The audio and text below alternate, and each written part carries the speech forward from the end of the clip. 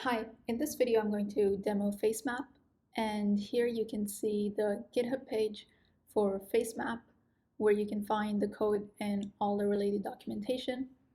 If you scroll down, you'll find the README section where you can find a link to our Read the Docs page that has information about instructions for installation, running the GUI, and more information about the input and output files that Facemap software uses. You can also find a link to our paper where you can find more details about the results using Facemap. And so in this video, I'm going to first show you how to install Facemap given the instructions on our README page, and also show you some common use cases of running Facemap, such as post tracking and SVD processing. So for the first step of installing Facemap, you want to open terminal or command line on your computer and install Anaconda. And once Anaconda is installed using first two steps, next I'm just going to copy the command lines given here. And this command is going to create an environment named Facemap.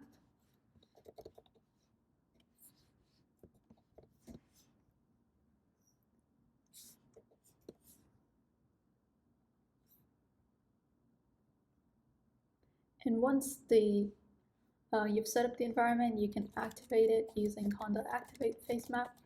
And this is what you will need to activate every time for running Facemap. So now in this virtual environment, I'm going to install the Facemap GUI.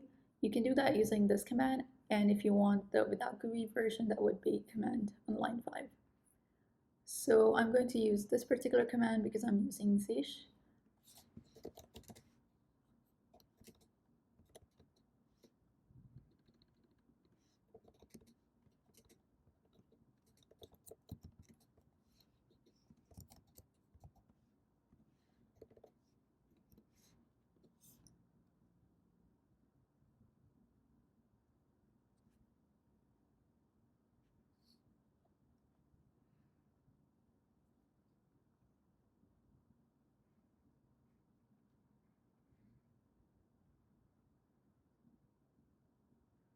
And once it's installed, you can launch the GUI using python-m facemap command. When you launch it for the first time, it might take some time, but after that, the GUI should launch pretty quickly.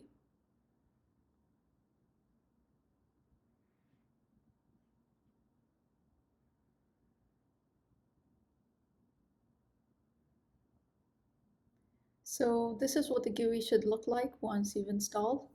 And on the terminal, it should print out the Facemap version that's installed, platform you're using it on, Python version, and the NumPy and Torch version.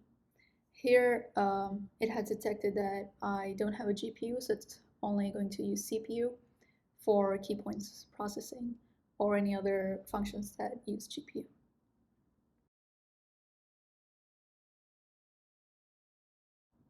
Now for the first step, I'm going to walk you through how to run Facemap and in particular do post tracking or extract the key points from a mouse face. To do so, once you have the GUI launched, you just need to load the video either through the file load video option shown on top, or you can also drag and drop the video as like this. And the next step is, since I just want to process key points and I don't want SVD, so I'm going to unselect all the other options and select key points and click process.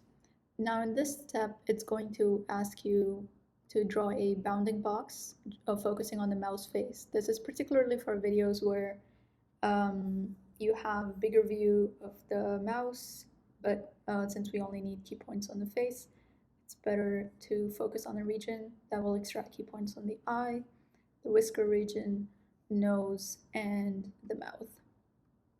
For this particular video, I don't exactly need to draw an ROI, so I could skip that or just use a smaller section like this. And once you hit done, it's going to run our model and generate key points, for which you will be able to see the status or the progress bar at the bottom here. And this is running on a CPU. If you have a GPU, then this checkbox will be automatically selected, and the key point model will use GPU for processing.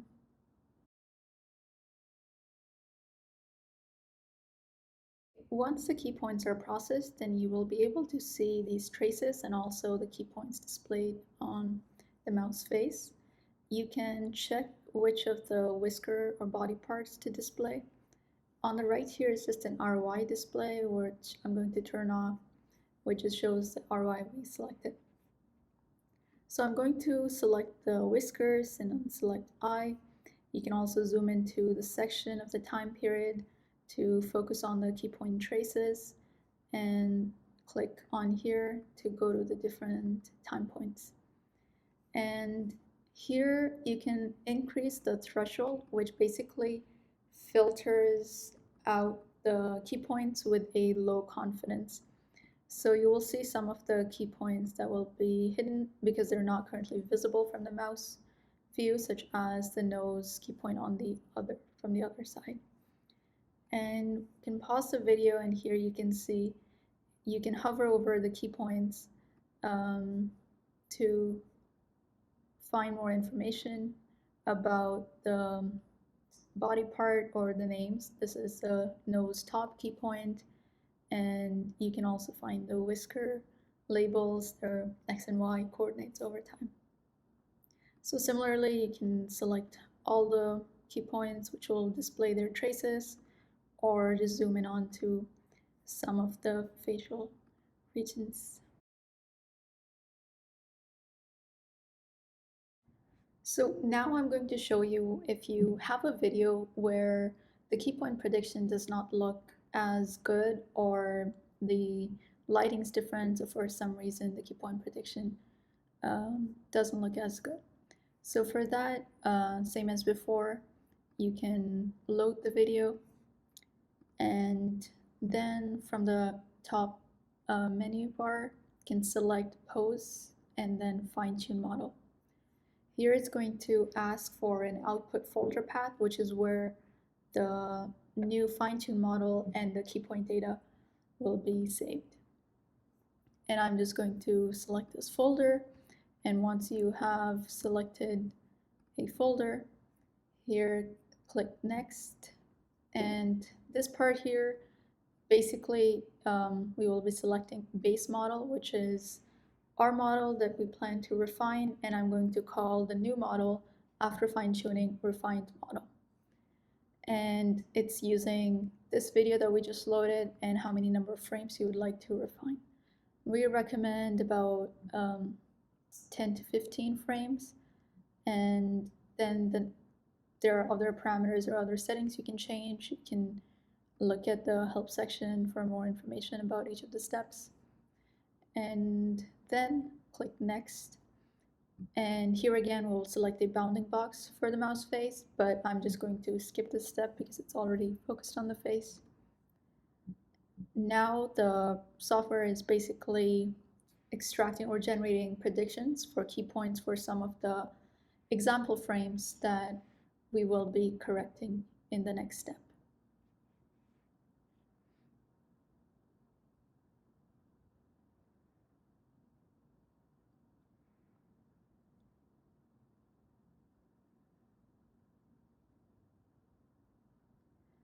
And once the predictions are generated, you will see it in this pop-up window.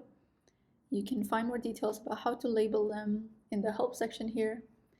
And basically, these are all the predicted key points. And for this video, the base model performs well, so looks pretty good. And then you can check all the different frames where you want to correct some of the key points. You can also zoom into the mouse face or change the brightness of the frame. And I'm going to zoom into this area and maybe correct the whisker key point. I'm going to move the whisker key point to the base of the whisker, like here, and I'm going to also maybe delete some of the key points that are not in view. For example, this is the paw key points, and to delete, you have to click on the key point and then select Shift D. And here, the nose right or nose R key point is also labeled, so I select that and Shift D. Just so in the retraining step, um, since we don't need those key points. Next, you can continue refining the key points for the whisker, and the eye key points look good, so I'm not going to change them. And this is the nose R key point again, and I will delete it.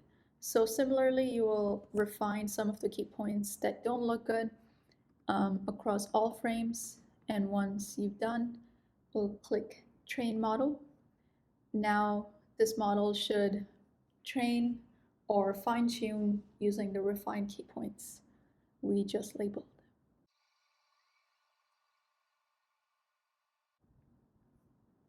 So once the model is trained, this window will appear where basically show some of the example frames using the new model for prediction. And you can zoom into the key points in different parts of the face for the different examples shown here. If you think that it needs further fine-tuning or refinement, then you can click on Continue Training. But if this model looks good or better than the base model, then you can save the model. So our model is now saved, and the next time you run the video, you should be able to select the fine-tune model or the base model for prediction using the previous steps.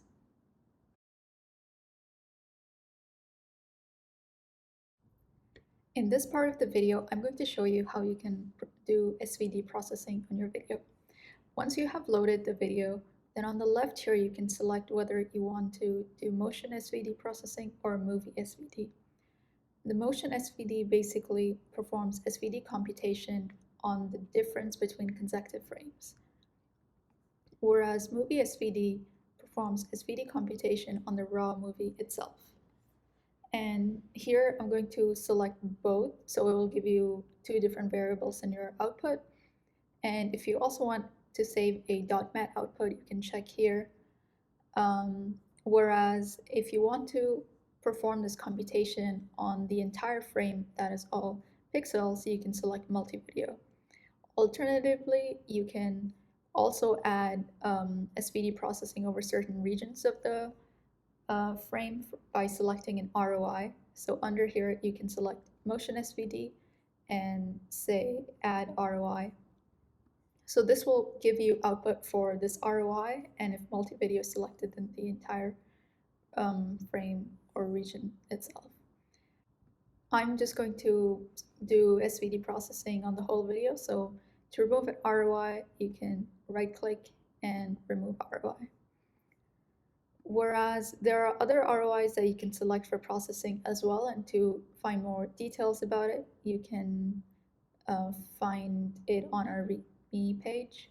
So if you go on our GitHub, go to read the docs, and under GUI, you'll see SVD processing and ROIs, and this will give you more information about the different kinds that you can select about motion SVD, the outputs that are saved, pupil computation and how it's performed, which tracks the area of the pupil over time.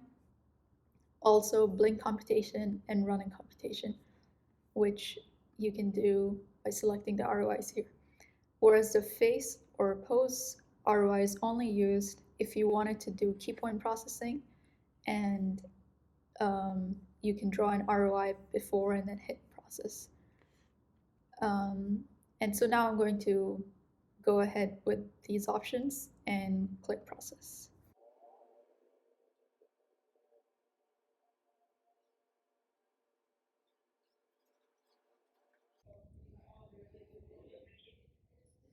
Once your SVD is finished processing, then you'll be able to see the traces down here, and this shows your output that's also saved in a .numpy and a .mat file.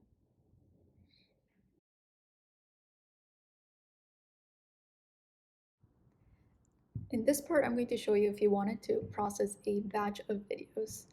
To do that, you'll have to follow these steps. First is you're going to go click on File, Load Video, load the first video for batch processing. And once that's done, you can select the ROIs or the kinds of processing you want to do. So I'm going to add a motion SVD ROI on the face here, and then click Save ROIs. Next, you can load the second video you want to use for batch processing. Click on Open the video, and then again select the ROI for this particular video. And once you have repeated these steps for all the videos you want to include in batch processing, you can click Save ROIs and click on Show Batch. This will show you the list of videos that will be processed as a batch. And then you can click OK. And before selecting Process Batch, you can select the outputs you like. If you want to do motion SVD, movie SVD, and or key points processing. And note, if you select key points processing, then it will prompt you to also select a ROI for the face region after every video is finished if you haven't already selected a face ROI. So once you select all that, then hit Process Batch, and it will save output for your videos in the batch.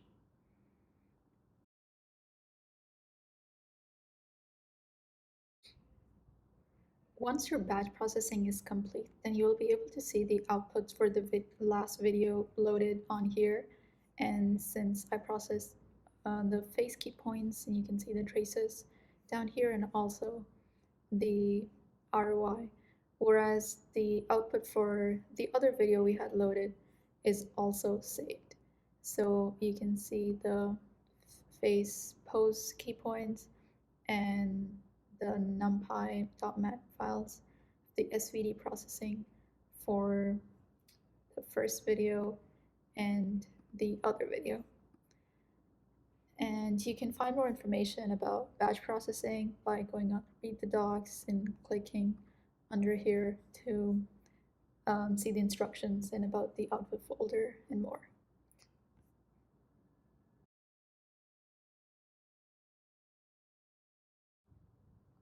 In this part, I'm going to show you how you can use the key point or SVD process data to predict neural activity. And we're going to follow the steps that are given on our Read the Docs page.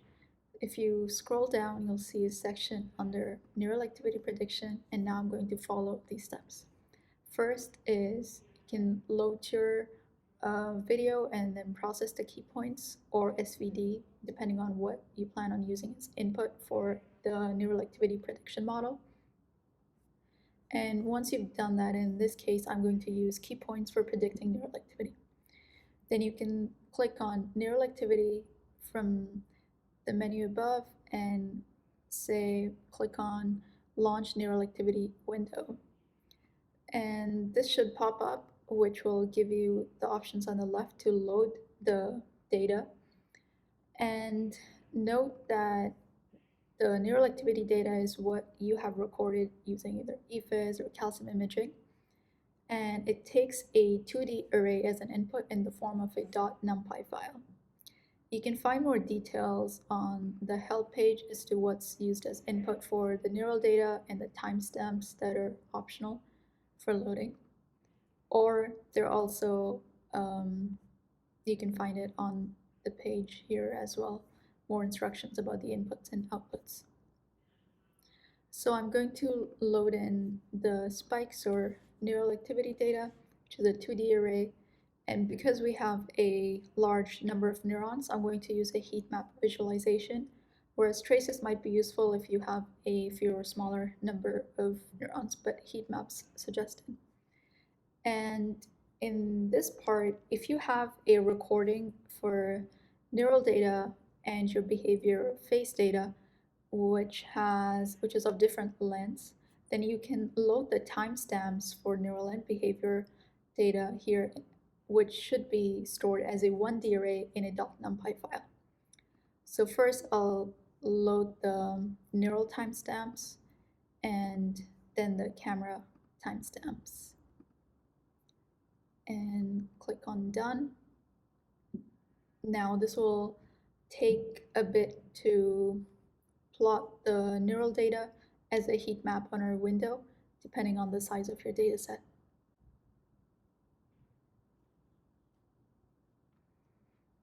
So now you can see the neural data for this recording plotted as a heat map over here. And if I click during the different time points, it also moves to different time points on the video here.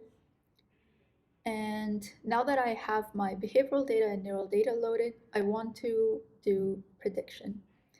And for that, you can click on Run Neural Prediction, and it's going to ask you about the input and the output for our model. So I'm going to use keypoints because that's what's loaded in my GUI. And if you have already processed SVD, then you can click on these options. And the output for the model can be either neural PCs or the single neuron activity itself.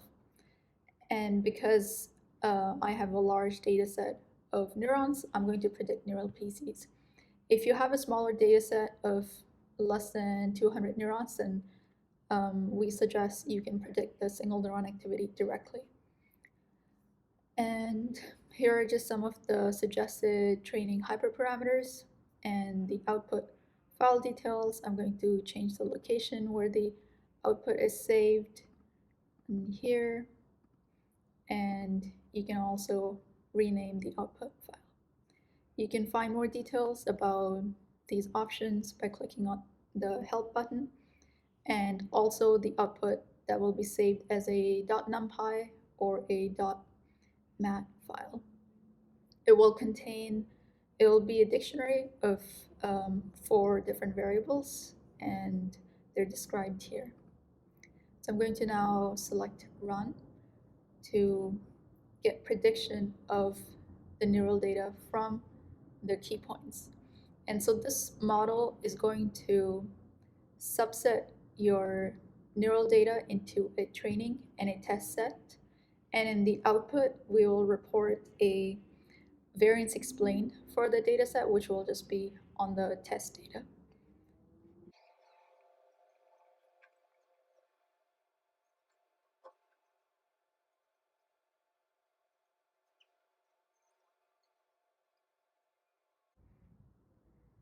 So once your neural prediction is complete, then you'll be able to find the output saved in the form of a .numpy file, and you will see the neural activity that we had loaded on the top plot here and the predictions on the bottom.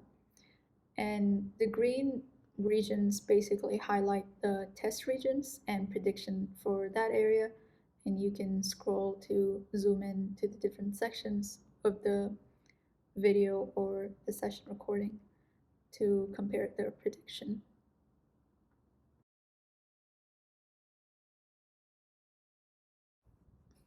You can also use the GUI to visualize neural data and your behavioral data simultaneously. So I'm going to load in my neural data, and over here you can see that the neural data looks different because it has been sorted using raster map, which is available on the Mouseland GitHub page. And to find more details about it, you can also check out a recent preprint on raster map. And as you can see over here, I can simultaneously click on different time points in the video that will show you the neural activity at that time point and the facial key points or mouse behavior. If you would like to find out more details about the neural prediction model, you can take a brief overview on the model here on the GitHub page or check out our paper.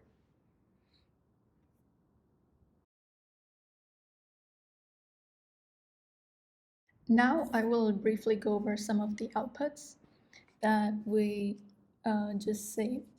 So if you already saved the outputs of the video in the same folder, so the next time you load video in the GUI, which is saved here, it's going to load all the previously processed key points, such as the ones shown here, and you can just view them.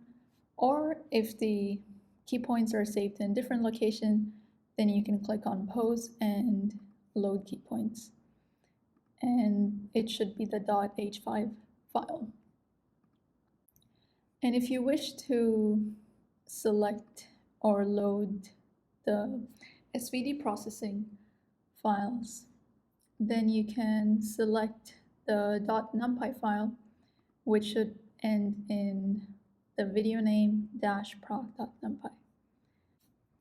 I hope you found this tutorial helpful, and if you do end up using the tool, please cite our paper, and if you have any more questions, feel free to check out our README, read the docs, or post an issue on our GitHub page. Thank you.